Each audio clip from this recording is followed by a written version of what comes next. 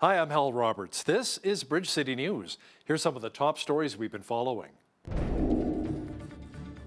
Residents of both Nova Scotia and New Brunswick are preparing for flooding and power outages as Hurricane Lee is preparing to slam into the Maritimes. The Alberta government offered an update today as to how many were infected by the E. coli outbreak in Calgary. And the Terry Fox Walk took place earlier today. We hear from Terry's uncle, who explained how the Marathon of Hope still touches so many Canadians. Your nation, your province, your southern Alberta. From the heart of Lethbridge, it's Bridge City News with Hal Roberts.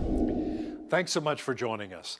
The Alberta government offered an update today on the E. coli outbreak in Calgary, which has infected 11 daycare centres and more than 330 people. Alberta's Chief Medical Officer of Health, Dr. Mark Joffe, says patients and families are being taken care of. A number of children are still in hospital, however, with serious kidney disease and are on dialysis. My focus, and the focus of everyone involved in this situation, is to help these kids get better and to ensure that no other child goes through what they are going through. This is my commitment to all of you. This situation remains very serious. However, we're somewhat heartened by the fact that it appears that the number of patients in hospital has stabilized over the last couple of days. As of today, a total of 337 lab-confirmed cases have been reported in connection with this E. coli outbreak. There are currently 12 patients receiving care in hospital. This is encouraging, as it's a decrease of 8 compared with 2 days ago. Officials said they've traced the E. coli outbreak back to a shared kitchen that the daycares were using, a kitchen which reportedly failed a number of health inspections. Alberta Premier Daniel Smith says her government will immediately provide families a one-time payment of $2,000 for each child affected by the E. coli outbreak in Calgary. Families are watching in anguish, watching their children suffer from a preventable cause. They're enduring extreme stress, afraid of what the outcome will be and how this will affect their child's health. It's unimaginable pain, and I'm heartbroken by what these families are going through. Families are having a tough time with a lot of disruptions. Some have spent days and nights watching their children in pain in the hospital or sick at home. And we understand that this has put families under a lot of stress and a lot of financial stress.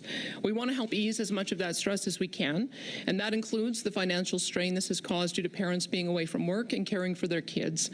To support all families and children affected by the outbreak in these child care facilities, families will receive a one-time compassionate payment of $2,000 per child. Our goal is to get the money to the parents as quickly as we can.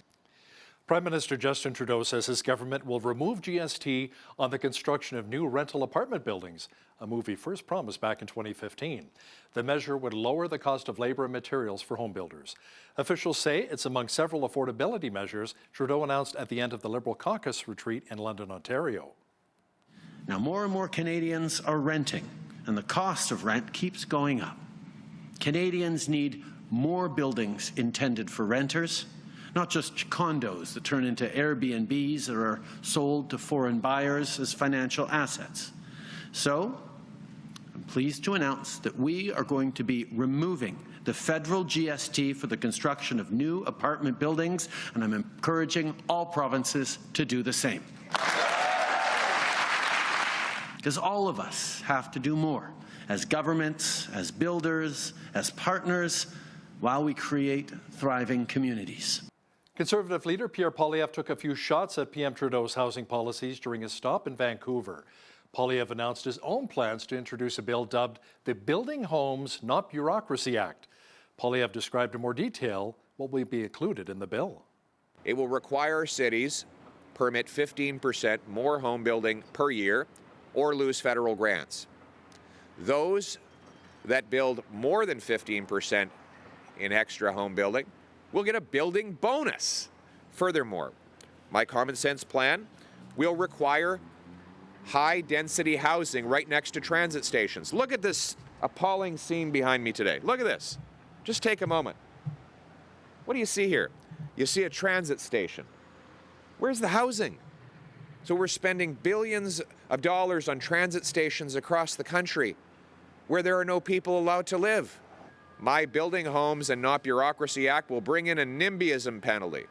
If municipalities block housing the way Winnipeg blocked it right next to transit, I will bring in a fine. They will lose part of their federal transfer, and those fines will be very serious at the discretion of the minister. Poilievre says with this new bill, he also wants to see Ottawa sell off 15% of its properties, along with thousands of acres of federal land, in order to build more homes. The Canadian Taxpayers Federation is calling on the Trudeau government to rescind its grocery tax threat. Ottawa is demanding major Canadian grocers to come up with a plan to stabilize prices, which is also receiving pushback from the food industry. The PM is threatening tax measures if prices don't stabilize. Now, to chat about this in more detail is Franco Terrazzano, the federal director of the CTF, who joins us once again from Ottawa. Franco, if the Trudeau government introduces a new tax on the grocers, wouldn't they just pass the cost increase to consumers, making groceries even more expensive? That's exactly right. Okay, we would just end up paying higher prices at the till because of this grocery tax. And did you hear that quote? Tax measures, tax measures. Well, we all know what that means. That would mean a grocery tax from the Trudeau government. And we all know who would end up paying more because of Trudeau's grocery tax. It would be you and I, us regular Joes. Every time we head over to the grocery store to pick up a roast chicken or a jug of milk or some hamburger meat, we would see higher prices if Trudeau brings in a grocery tax. It's the worst possible time to even be musing about it. And that's why we're calling on the Prime Minister to immediately back away from his threat to hammer Canadians with the grocery tax. Now, Franco, speaking of taxes, let's also chat about the carbon tax for just a moment and its impact on so many Canadians, from our farmers in the fields to the truckers who deliver food to our grocery stores. Well, that's the thing. If Trudeau really wanted to make your life more affordable, if he really wanted to make your trip to the grocery store more affordable, he would immediately scrap his carbon taxes. Now, isn't this something? Yesterday, Trudeau threatens a grocery tax, and today, the parliamentary budget officer announces that the carbon tax on farmers' natural gas and propane is costing farmers almost $1 billion through 2030. So by making it more expensive for farmers to produce the food and for truckers to deliver the food, Trudeau's carbon tax is making it more expensive for families to buy the food. So if Trudeau really wants to make groceries more affordable, he would rescind his grocery tax threat and scrap his carbon taxes. Thanks so much for your time today, Franco. That was Federal Director of the Canadian Taxpayers Federation, Franco Terrazzano, joining us from Ottawa. Saskatchewan Premier Scott Moe says his government is ready to use the notwithstanding clause to protect a new education rule in his province. The policy says teachers must get parental permission in order for transgender and non-binary students under the age of 16 to use different names or pronouns at school. After a court challenge was launched against this policy, the Saskatchewan government announced a plan to enshrine it in legislation to be introduced later this fall. Federal Justice Minister Arif Virani says as a father of two, he understands the desire for parents to be involved in decisions their children make, but disagrees with the steps Premier Scott Moe is taking. He says a blunt instrument like the notwithstanding clause has no place in the debate over what parents are entitled to know from schools about their children's gender identity. There is a movement afoot by those who are upset at how certain school boards and governments are not honoring parents' rights when it comes to children wanting to change their gender identity at school. Dr. Bahira Abdulsalam is a spokesperson for the Hands Off Our Children movement, which is hosting a nationwide protest called the 1 Million March for Children. Now, it's taking place next Wednesday, September 20th. Dr. Abdulsalam explains what message they're trying to convey. The first thing that we are trying to accomplish is sending a very strong message to all decision makers, politicians, the principals and school board committees that we are not satisfied, we are angry, we are not happy, and we are having a very strong position about protecting all children. Make sure you catch the full interview with Dr. Abdulsalam with Hands Off Our Children and BCN's Naveen Day coming up in the second half of our program. Students in Ontario are calling on a school board west of Toronto to be more transparent about its so-called weeding of libraries amid concerns some books are being removed from shelves because they were published before the year 2008. Ontario's Education Minister has asked the Peel District School Board to stop its weeding process, which assesses and removes older books. Books that educate students on history, anti-Semitism, or celebrated classics. These books are being removed from our public libraries, our school libraries, which are a big resource to lots of different students in our school and our communities. And they're just being thrown out because the Peel District School Board decided that they were racist or that they were sexist or something was wrong with them without consulting students and families. I noticed that The Hunger Games is gone, which is one of my favorite books, as well as I couldn't find the Harry Potter books, which is my brother's favorite series, so I can't imagine how devastated he must be, as well as The Diary of Anne Frank, of course. And that's such a historical book, that's such a big part of our history that I think everybody should read and everybody should know about. And without that book, how are new students going to learn? A hurricane watch is blanketing parts of Nova Scotia and southern New Brunswick as a major storm makes its way to Atlantic Canada. Hurricane Lee is expected to make landfall in the Maritimes by tomorrow night.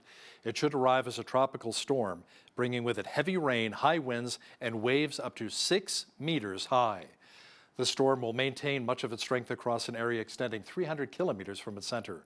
Residents of the region are being told to prepare for major flooding and power outages. U.S. National Hurricane Center Director Dr. Michael Brennan provided an update on Hurricane Lee. If we look at the track forecast, we're still expecting the center of Lee to move east of southeastern Massachusetts tonight and early Saturday, and then be in the vicinity of the U.S.-Canadian border, New Brunswick, southwestern Nova Scotia area by the time we get to Sunday evening. So all these impacts, again, regardless of the exact track of the center, these winds are going to expand across all this tropical storm warning area across coastal New England and into Atlantic Canada. So we're certainly concerned about that. With Hurricane Lee expected to make landfall tomorrow, locals are preparing for the worst. At the Chester Yacht Club in Nova Scotia, sailboats are being removed from the harbor in advance of the massive storm. Preparations for storms are pretty normal here because we expect them. We have a very open, sheltered but open bay, and obviously with our membership we have to be very careful and conscious of making sure that everything is safe in the bay and that their assets, namely the boats behind me, and that are looked after and safe. Generally we watch storms coming up the coast very closely, watch the way that they're going to impact our area in particular and which directions the winds are going to be going, and the strength of the winds as well, and the surge, because those three factors are pretty important to making sure that things stay safe in the harbor here. Lee in particular is looking like a fairly significant storm for us. Not out of the ordinary for us. I mean, we're used to storms here, but it is going to be a significant storm based on the current path. The BC government says it is ending the province-wide state of emergency following advice from wildfire and emergency management officials. The province says the wildfire risk is diminishing as temperatures cool in British Columbia, allowing more residents to return home. The wildfire season isn't over yet, however, and many communities still have local states of emergency. The declaration was initially made on August 18th and was later extended. More than 70,000 people were on evacuation alert or order during the peak of the wildfire season. The province has seen more than 2,150 wildfires so far this year. Essential workers are being allowed to return home to the town of Hay River in the Northwest Territories following their devastating wildfires. Officials say, however, that an evacuation alert remains in place as essential workers and their families return, meaning that people should be prepared to leave again on a moment's notice. The town says in a Facebook post that they expect other residents will be able to return home as early as Sunday. It says council will soon meet to assess if the risk level is appropriate to continue with allowing the general population to return. Almost every Canadian has heard of the name Terry Fox. Over 40 years ago, the young man set out on his marathon of hope. Fox, you may remember, lost his right leg due to cancer and decided to embark on the long trek across Canada to raise awareness and funds for cancer research and treatment. Now, sadly, the disease claimed his life before he could finish what he started. The Terry Fox Walk was hosted at Henderson Lake in Lethbridge today by the Green Acres Foundation. Fox's uncle, who shares his namesake, came down to take part in the event. BCN's Micah Quinn has the story. I was not surprised when I heard what he was going to do. In fact, his dear mother wanted him just to run across British Columbia. But he had made up his mind. He says, no, Mom, I'm going to run across Canada. I made up my mind. Fox's uncle says he has amazing memories of his late nephew. He tried his best at anything and everything that he did. Yeah, I know, because I babysat him, and if he said to Terry, do this, do that, he could do it. He would try his best to do anything and everything that he did, was he gave it his all. He started something that was good because other people with different diseases are fighting him. And I think it's very important that we keep fighting, and we are winning the war. I tell people, they say, because I know people can still get a lot of cancer, but we are winning the war. We got better treatment, better medicines. Yeah. And it was because of him. The Terry Fox Foundation has raised more than $850 million and funded 1,300 cancer research projects since 1980. Staff with the Green Acres Foundation said the Terry Fox Walk is a great way to get seniors out for a stroll and help spread the word about the remarkable work that Fox did to further cancer research in Canada. You can't judge how important it is, having our seniors who were alive during that time frame and watch that events happen, come out and watch these events and participate and still have the mobility and the physicality to walk around the lake is awesome. People realize that they got to support fighting not only cancer but many other diseases, and now they are. If you can't get enough of Terry Fox, the main run will take place at the Legacy Park Picnic Shelter on Sunday at 11 a.m. For Bridge City News, I'm Micah Quinn. We'll always remember Terry Fox. Well, it was graduation day at Lethbridge College for a group of new police cadets who will soon be hitting the streets. They went through 22 weeks of rigorous training over the past 6 months through the police cadet program at Lethbridge College. Lethbridge Police Chief Shahimi Dizadeh says he looks forward to watching all of the graduates take that next step in their career. Graduation is a special day for not only for the graduating class, but for the police services that they represent, and also the community that they're going to be serving. So it's an amazing day, and I'm glad we were able to share that moment with them. Graduate Allison McCullough, who will be working with the Lethbridge Police Service, says it's pretty exciting to have graduated alongside of her fellow cadets and is really looking forward to serving the community. It's a relief, kind of bittersweet to be done and see some of my co-cadets go off to other agencies, but excited to start a new career. I just really want to focus on hitting the streets and making a difference and doing the best I can, and then from there see where I excel at and where I can make the most difference. Some of the other agencies the cadets will be going to include the Blood Tribe Police Service and the Taber Police. Southern Alberta music promoter Ron Sakamoto has been nominated for a Country Music Association Award. Sakamoto is one of 4 nominees for the Rob Potts International Live Music Advancement Award. Sakamoto says he and Potts go way back, and he feels very honored to be nominated. First of all, it's named after Rob Potts from Australia, a tremendous promoter and a really, really good friend of mine. We were served on the board of directors of the CMA board in Nashville for 6 years, and we were both invited to the White House, and we just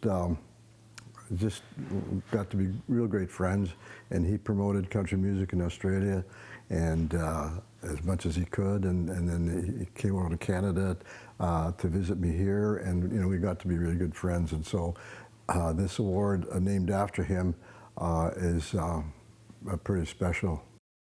The award will be given out November 8th in Nashville, Tennessee. Ron, hopefully you can pull out the win. Well, we enjoyed lots of sunshine and warmth in Lethbridge once again today, and a pretty hot weekend is shaping up. Full weather details are coming up.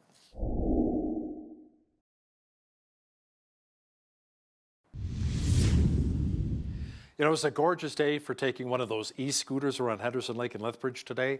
So much warmth and sunshine. Tonight, it should be fairly clear, a nice night for stargazing and a low near 8 degrees. Tomorrow, a sunny Saturday is shaping up with a high expected near 29. Sunday, just a few clouds will be rolling in with a high of 26. Monday, expect a mixture of sun and cloud with a high of 24. Cooling off slightly to 20 degrees on Tuesday. Even cooler on Wednesday under a mainly cloudy sky with a high of only 13. Warming up slightly to 17 degrees by Thursday. Now, the average high for this time of year is 20 with an average low of 5. The record high was 31 degrees set back in 1979, and the record low, a chilly -2 set way back in 1965. The sun rose at 7:07 and will set at 7:45. Let's see how tomorrow's looking across Canada now. It should be mostly sunny and 15 in Victoria. Lots of sunshine and 17 is on tap for Vancouver. Sunny and 25 degrees for Edmonton on Saturday. Slightly warmer with a high of 27 for Calgary. A clear sky and 24 is in the forecast for Regina. Sunshine at 26 for Saskatoon. It'll be mostly cloudy and 18 degrees in Winnipeg. In the central part of the country, expect a few clouds and a high of 23 in Toronto. A mixture of sun and cloud and 23 as well for both Ottawa and Montreal. In Atlantic Canada, as that region prepares for Hurricane Lee, expect heavy rain and wind in Fredericton with a high of 17. Heavy rain and strong winds expected as well for Halifax with a high of 22. A number of warnings have also been issued for both areas in Nova Scotia, New Brunswick, including a tropical storm warning. Also wind and storm surge warnings. Charlottetown should see some rain from Lee with a high of 22, and in St. John's, expect showers and a high of 20 degrees tomorrow. All three Detroit automakers have been hit by strikes as 146,000 American auto workers are fighting for a bigger share of industry profits. The United Auto Workers are seeking huge raises and better benefits from General Motors, Ford, and Stellantis. They're looking to regain concessions the workers made years ago when the companies were in financial trouble. The union's strategy so far has been a small percentage of members striking at factories in Michigan, Missouri, and Ohio. The strike action comes as the clock ticks down on our side of the border. Unifor is holding talks with Ford ahead of its contract's best before date of September the 18th. The union is hoping any deal will serve as a blueprint for workers at other automakers. Canadian home sales slumped by 4% between July and August. The Canadian Real Estate Association is reporting seasonally adjusted sales totaled 38,345 in August. That compares with 39,996 in July. Korea says the average price of a home fell 2.3% from July to $674,184. The price from last year, however, is still up around $74,000. The markets behind lower sales included the Greater Vancouver area, also Montreal, Ottawa, and Hamilton. Regulators in Europe have slapped TikTok with a $368 million fine for failing to protect children's privacy. It is the first time the popular video sharing app has been punished for breaching Europe's strict data privacy rules. Government officials in Ireland say that it is fining TikTok and reprimanding the platform for the violations that occurred in the second half of 2020. TikTok released a statement which said it disagrees with the decision and points out the Irish watchdog's criticism focus on featured settings dating back 3 years ago. Now, here's a look at today's markets. The TSX was up 54 points on the day to finish at 20,622.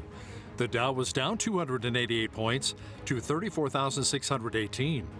The S&P 500 was down 54 on the day to 4450, and the Nasdaq was down 217 points to 13,708. West Texas Intermediate Oil was up $1.02 to 91.18 US per barrel. Natural gas was down 6 cents to 2.64 US. Gold was up $13.12 on the day to $19.23.91 US an ounce, and silver was up 39 cents to $23.04 US an ounce. Feed wheat is at $9.66 per bushel, barley's at $7.40, canola's at $17, and corn is at $8.99 per bushel. Live cattle October contract was up $1.45 to $186.93. Feeder cattle were up $2.20 to $257.38. And lean hogs were down 23 cents to 83.13. The Canadian dollar was down slightly over the past 24 hours to 73.94 US.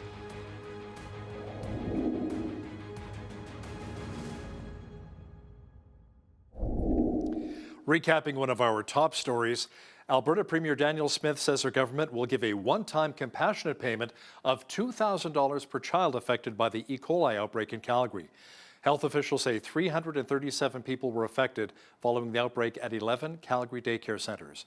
At least 12 children still remain in hospital with E. coli, 7 of which are receiving dialysis for treatment of kidney failure. There's a group which calls itself Hands Off Our Children. They're hosting a nationwide protest called the 1 Million March for Children next Wednesday. Dr. Bahir Abdul Salam explains what her group is all about and why they're marching in an interview with BCN's Naveen Day shortly.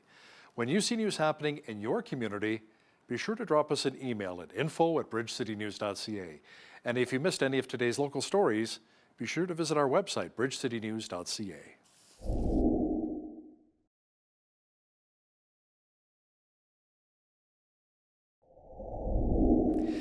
You know, there's so much to talk about in regards to Canada's housing crisis, with some markets experiencing a serious shortage of housing.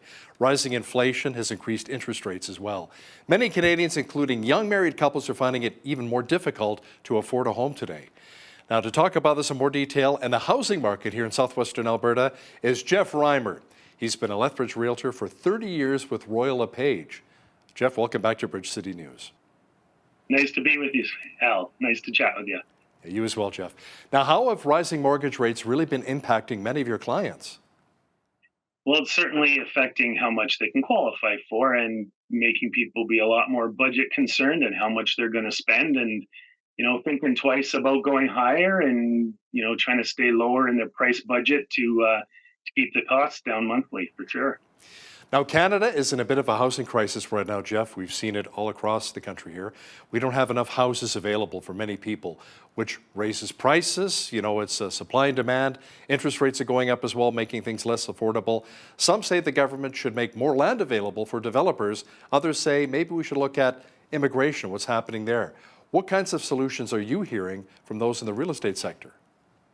Yeah, I mean, I don't discuss that at a deep level too much in my job because I'm more on the front lines. But, certainly, we need immigrants. This country always has had a lot of amazing immigrants. And the challenge is obviously finding the proper housing, but that's partly complicated by more urbanization, I think. People are less interested in going to the rural areas. As kind of a general trend, but we've got lots of land here on the prairies. So for us, it's always a matter of where you want to be and if you're going to want to be closer to the bigger centers. But there's lots of great spots available in towns in and around southern Alberta for sure. It's funny, my parents themselves were immigrants when they came over from Europe. I'm a first-generation Canadian, and my father went to Vancouver first, and he says, way too much rain. He couldn't handle Vancouver. Went to Regina, Saskatchewan. He says, it was way too cold, and then way too hot. So that's when he settled on Calgary, and he came to Alberta. So, Jeff, what is the housing supply like right now in southern Alberta? How many listings are there right now compared to, let's say, a year ago? Yeah, there's certainly less this year. I'd say residential, various types, probably about 100 less. I think there's about 460 or so, roughly residential this year. Now, that's a little bit tough stat to be exact on because it depends what genres you include, but I don't think that includes manufactured home parks. But yeah, right around 466, including condominiums and detached houses. And last year, it would have been about 100 more, give or take. So it's certainly less selection right now. Are manufactured homes becoming a little more popular? People that don't want mortgages and when interest rates go higher tend to lean to consider those more. You do have the monthly pad rent, which is like having a chunk of a mortgage in itself. If you pay $600 a month, that could lend you around, or you could borrow about $100,000 or whatever based on that monthly cost. But I think people do try to be especially older and senior populations, they dislike mortgages. And when rates go higher, even more so. So they tend to take their cash, even if they have a big monthly pad fee, they still like to be mortgage free. And so when interest rates go higher, manufactured home demand generally in Lethbridge area and southern Alberta goes up. And I think they've come a long way since the early days back in the 70s and 80s, right? More. They've come a long way. Oh, yeah, way much more insulation, better build, more versatile floor plans, more choices, for sure. That's come a long way. Now, what's the biggest complaint you hear from those hunting for a home right now when it comes to things that are making it a real challenge for them to purchase outside of higher interest rates? I know for myself, I just renewed. I went from 2.79 4-year closed to a 5.09. But you know what? That's a huge hit, but that's not bad because right now, that was like 3 weeks ago. Now it's 6.75. Yeah. Yeah, you can probably get closer to 6 if you shop around a bit. But yeah, definitely it's making it tougher on buyers for selection, and they feel more rushed in their decision making. So rather than looking at, a few choices and taking the time, and, they feel rushed in a decision, especially if you happen to be in a multiple offer situation. So in some price points, especially the lower ones, it's still common to potentially be in a multiple offer situation, and then you feel rushed on your decisions, and you don't always make the perfect choice every time. And terms of dates and in conditions, and you feel pressured to do that. So, not finding as much selection as some folks might like, especially in the lower price points, and then the challenges of potentially multiple offer situations. Sometimes you might try once or twice and not get the house you want. So it's very frustrating. Do you find with multiple offers as well, sometimes people want to come in with a clean offer so it's not subject to financing and home inspection, so they have a better shot at getting the home? Yeah, that's sometimes considered, and you have to be real careful with that because, generally I'm going to recommend a home inspection and subject to financing, even if it's just a small amount, to be safe. But yeah, for sure, that's always an enticement to a seller to take something that's cleaner. And that's a challenge with folks because banks right now aren't super quick. So a lot of them are wanting at least 2 weeks for a condition of finance. And in the past, that would have been just, longer than necessary. But now it's kind of very common to have a couple of weeks for mortgage condition. So Jeff, what's the average home price right now in Lethbridge? For a detached, it's around 370, 375, I think. It fluctuates a little bit here month over month, right? So it's hard to be exact, but right now it's around that 370 for a detached home. Of course, if you include condominiums and manufactured homes, that's going to lower that average. But yeah, it's about 370, which hasn't changed a ton over last year, but in different price points and categories, it has changed quite a bit. So you're going to buy a condominium, let's say, or a half duplex, those would have raised up from last year. Whereas if you're buying a $600,000, $650,000 house, there's more selection in that price point, and that may not have gone up and may have even have inched down a bit. So what prices are really selling the fastest right now? Is it a lot of starter homes that maybe empty nesters want to move into and young couples maybe getting their first mortgage, their first home? Absolutely that, and of course our student population in Lethbridge. So, and that overlaps all those genres, right? Because when you're downsizing, you're coming off maybe a big 15 or 2,000 square foot house, and you're downsizing into 1,000. Or when you're a starter house, yeah, you're looking and overlapping that genre, and then it's student housing and revenue buyers now as well, because the rents are decent for landlords, especially if they have good equity and they're not in high interest rates. So all the genres overlapping right now in the affordable ranges. So yeah, 200 to 300, very active. If you have a good house listed 300, you might get multiple offers. And last month I was at a house on the west side, about $300,000, and there was a lineup of agents and buyers on the street, about 5 to 7 groups of them, and they had 5 offers on the house. So that's not in every price point, and certainly not typical in the $600,000 price point. But yeah, in that lower price point, 2 to 300, and even 3 to 350 still is pretty slim pickings. So that house on the west side with the multiple offers, what did it end up selling for? It went for over full price, and my buyers went in. They had a unique condition, but they were over full price, and they weren't considered, or they went with the offer that was thousands over full price in that case. So Jeff, are there certain areas of the city that tend to be more popular for buyers right now? Well, the west side has a bigger land base, so there's more sales over there now. I think there's more over on the west side than north and south combined right now for homes. So, and out of town buyers, which we have more of right now. We have BC buyers that are taking advantage of the higher prices there, acting in and then moving here and having some extra cash left over and getting a better property, or just downsizing and then setting aside money. We're seeing a lot more of that from Ontario and BC. And, they don't mind a little 2-minute drive across the river valley. So, the old school Lethbridge Southern people, you say, oh, I don't know why you'd buy way over there on the west side. But, that 2-minute drive for out of towners that have been commuting, half hour, an hour to work every day, that's nothing. So the west side is very popular, but south is strong, north is strong. And areas around Lethbridge right now, too. The rural communities have a lot of strong demand right now as well. Let's talk a bit about that. Maybe people want even more bang for their buck. They're going to some of the bedroom communities like Coaldale, Raymond, and Nobleford. I even have a few friends who moved to Tabor, and it wasn't just for the corn. Yeah, corn's good right now. I had some last night. Boy, that was sweet and good. I love Tabor corn. Great reason to live in southern Alberta, for sure. Now, is a variable rate mortgage a good option in our current market, Jeff, or are people now leaning more towards the fixed mortgages? What are your thoughts? Yeah, I mean, it all comes down to monthly costs, right? And when you're talking about these urban centers, for sure, Nobleford, Coaldale, Raymond, those areas are, almost hotter than Lethbridge in certain parts right now because of people trying to keep their costs down. And in the variable rate and fixed rate mortgages, I mean, it's a personal choice. You need to, talk with your family, talk with your professional, and talk about options. It depends where you're at financially and your tolerance for risk. But right now, with uncertainty about them going up, I think more people are probably leaning to fixed.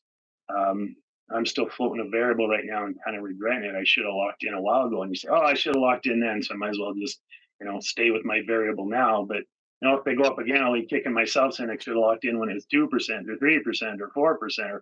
And now it's up at 6. So I've been told by certain professionals, oh, don't worry, it's just temporary. It'll go up and then it'll come down. But the economists have been wrong right now. So even with the inflation, they're just gonna. Sometimes people think they're just gonna keep raising them. So it's hard to know. So it's a very personal choice. You need to seek advice from friends, family, and certainly professionals. Yeah, it's interesting. Friends of mine who locked in on a 5-year close 3 years ago for 1.99. They still have 2 more years at 1.99. I know. Why didn't I lock in? I feel kind of stupid, but riding the variable, you think, oh, it's going to go up, and then, oh, what if there's recession? It'll come down. But right now, the rates are higher, and it's your wish I would have locked in. Are we seeing more people getting longer amortization lengths in their mortgages? And how long of an amortization period can a person get these days? Can we go beyond 25 or 30 years, like we see in the States? Right now, I think we're at 25 for high ratio loans. So if you put down less than 20%, I think that's still at 25. And then if you're a conventional loan where you put down 20 or more percent, then 30 years amortization is an option. And that's the banks don't have flexibility beyond that. But will that happen in the future? Possibly, yeah. Will they, lengthen the amortizations to go 35 or 40 years again? Very possibly, with the rates going higher because they want to keep housing costs down somewhat while they try to stop inflation.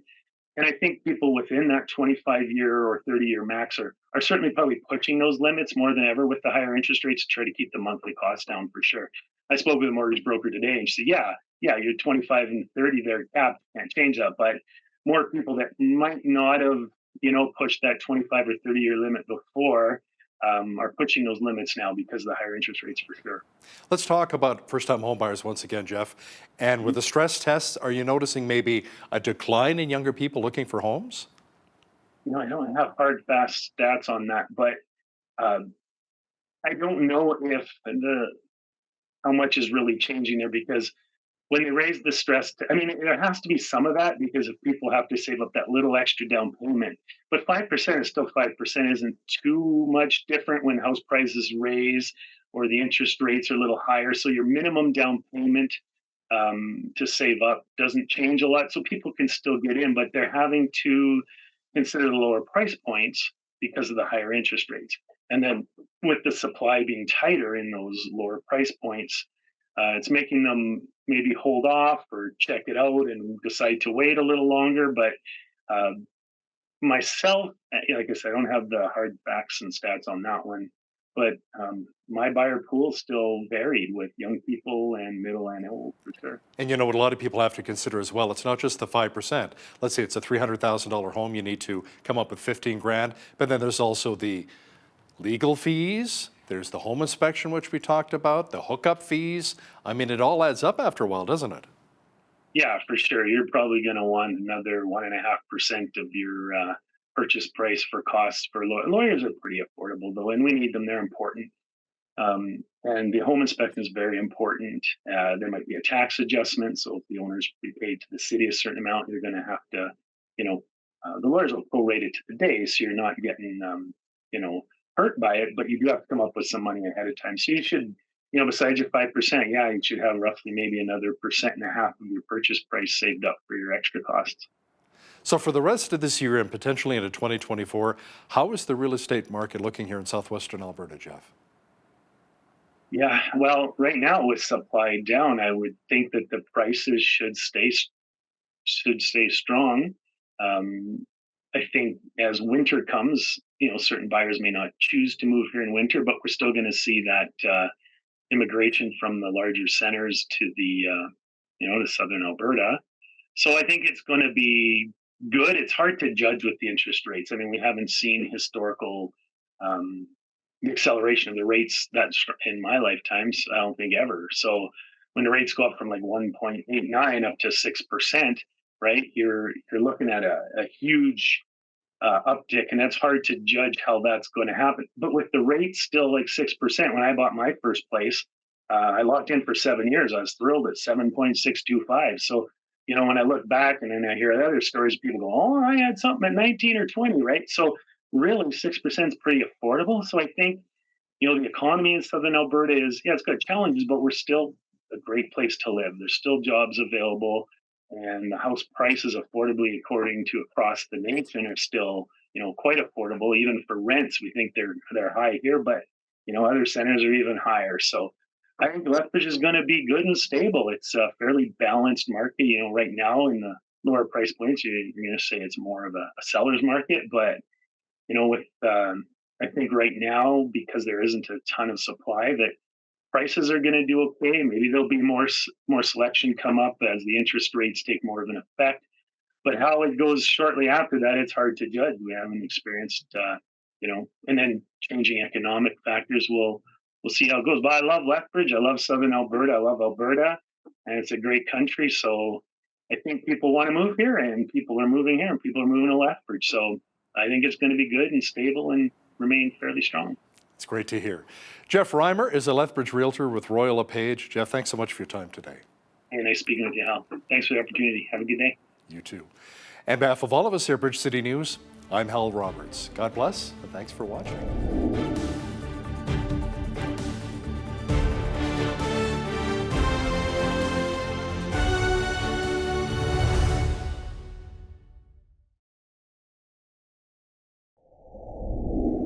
Over the last decade, there has been a significant increase in public school systems teaching children as early in elementary schools that gender is fluid and that one's sexuality is also fluid. But there seems to be a societal pushback taking place on this issue. Many parents and some politicians are saying, don't indoctrinate our kids and don't keep secrets from parents. Joining us from Toronto is Dr. Bahira Abdul Salam. She is one of the spokespersons for the Hands Off Our Kids organizations and the 1 Million March for Children set for this coming Wednesday, September 20th, in cities across Canada. Dr. Abdul Salam, welcome to Bridge City News. Welcome. Thank you so much for inviting me to speak about this wonderful event. We are so excited and we are looking forward to that great day. Well, great to, we're excited to learn more about this. So can you just explain what is going to be happening at this protest march and what you're hoping to accomplish? So at this protest, the parents and the Canadians are going to gather. They are going to pull their children out of schools as a sign of anger and disagreement about the education system that pushing an agenda, a political agenda that is very harmful to the well-being of all children. So they are going to pull their children out, and they are going to organize themselves to head to strategic locations in their city, in their town. It could be the parliament, it could be the city hall, town hall, and some in some locations, school board, because those are the symbols of the where legislations are being formed, and we are trying to accomplish many things. The first thing that we are trying to accomplish is sending a very strong message to all decision makers, politicians, the principals and school board committees that we are not satisfied, we are angry, we are not happy, and we are having a very strong position about protecting all children So by this move, parents and people who understand the danger of this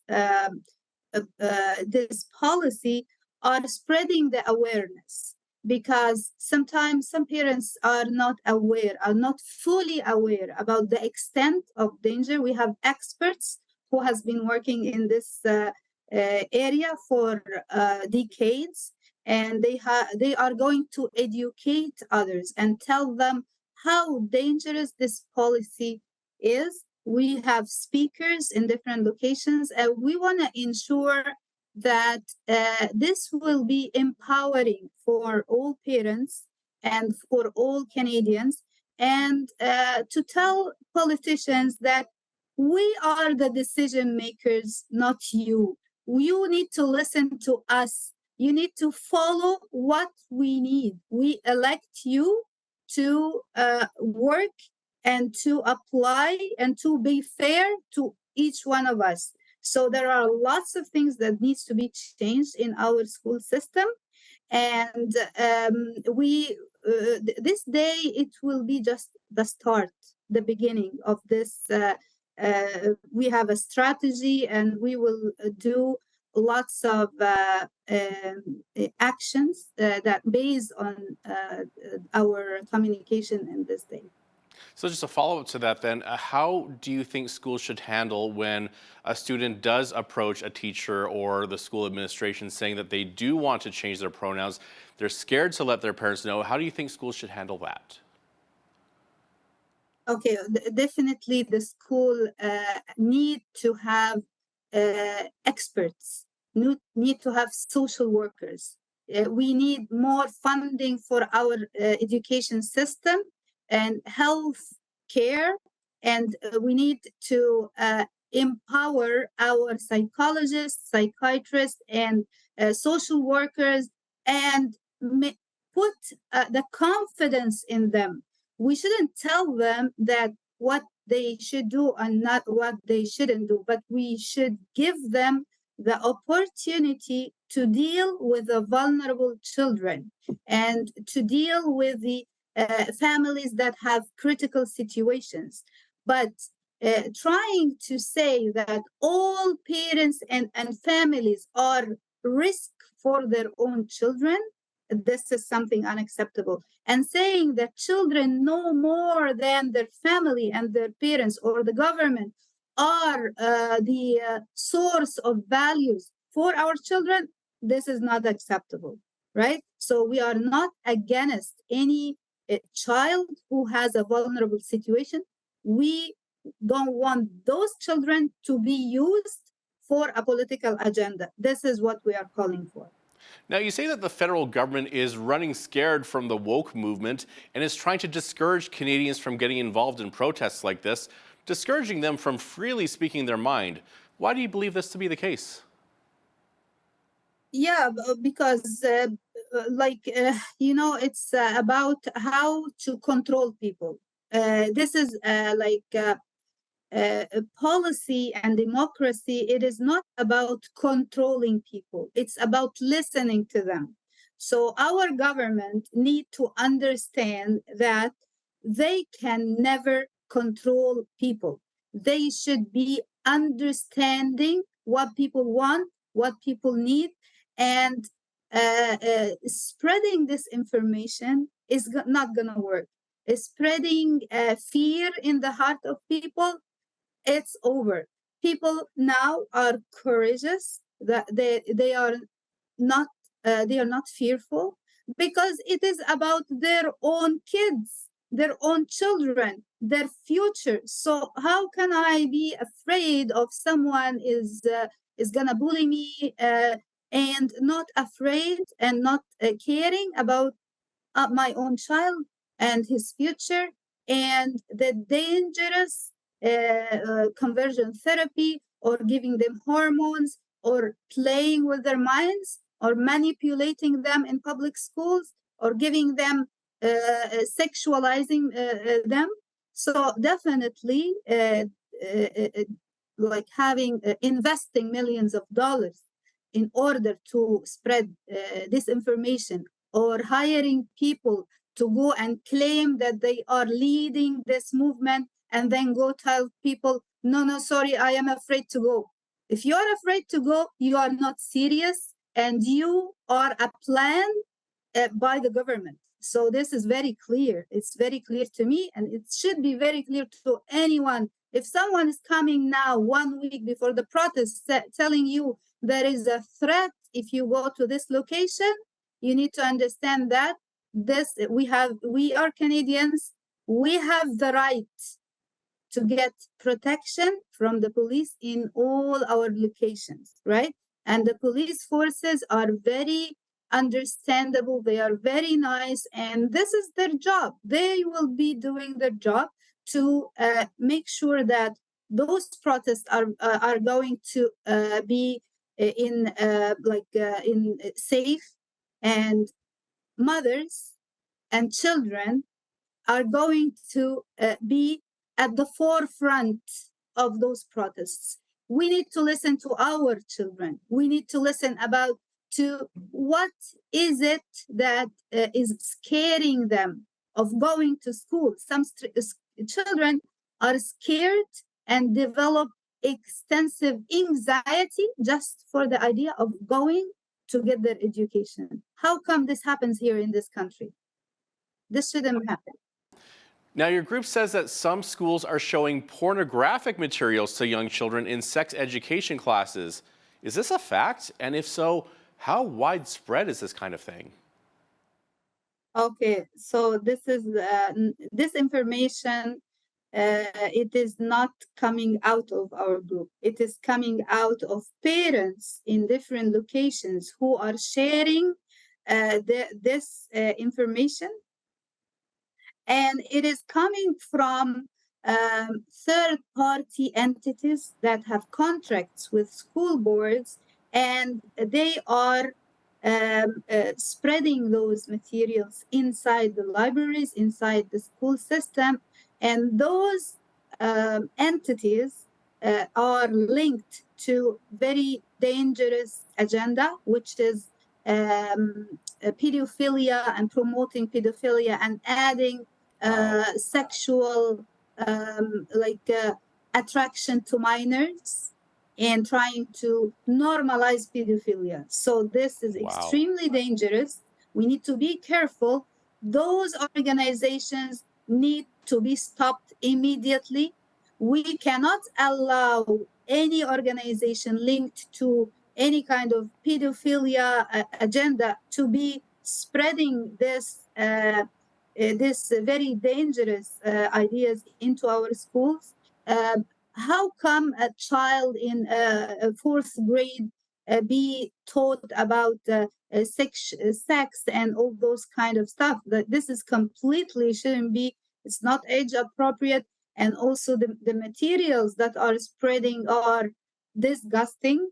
I cannot describe it with any better word, and it is a shame. It's a shame that this is happening in our schools, and so we need to understand this very well, and we need to stop it right now. Now, there are those that say your organization, Hands Off Our Kids, is trying to promote discrimination and hatred towards the trans and LGBTQ community. How do you respond to those accusations? Okay, first of all, we are not an organization.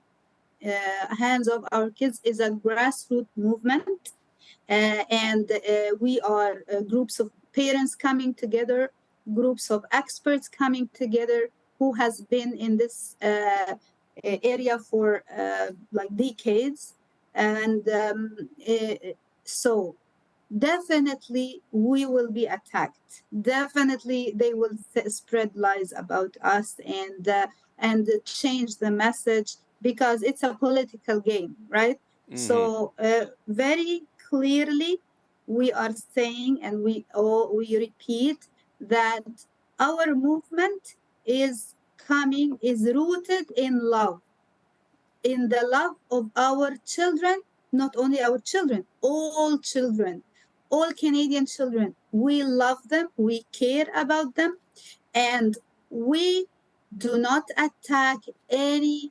LGBT community, any kind of person, they are free. Do whatever you want to do. We are not going to run after their rights, but the condition is don't come to our schools, promote your agenda, put your flags everywhere in the school, and preach it as if this is the new religion that everybody needs to learn or need to follow.